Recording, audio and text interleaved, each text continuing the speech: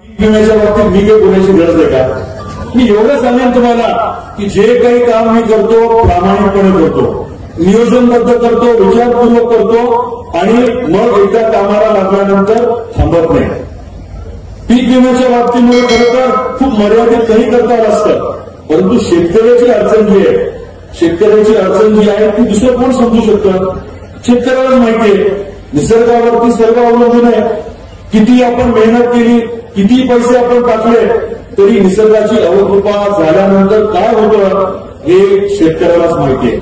आणि अशा परिस्थितीमध्ये जर बलाढ्य कंपन्या जर लूटमार करत असतील तर आपण गप्प बसू शकत नाही.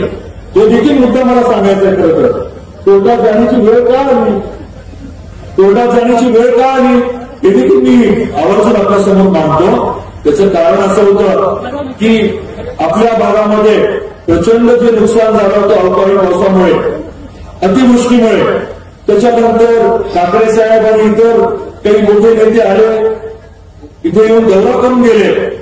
परंतु पीक विम्याच्या बाबतीत अन्याय जेव्हा सुरू झाला, मी वारंवार मागणी करत होतो की बैठक लावा, राज्य सरकारने बैठक लावावी, मंत्र्यांनी बैठक लावावी, मुख्यमंत्र्यांनी बैठक लावावी.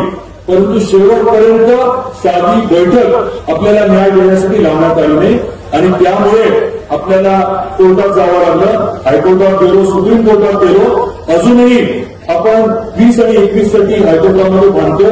अजून आपले 550 कोटी रुपये हक्काचे यायचे आणि ते मिळेपर्यंत आपण थांबणार नाही.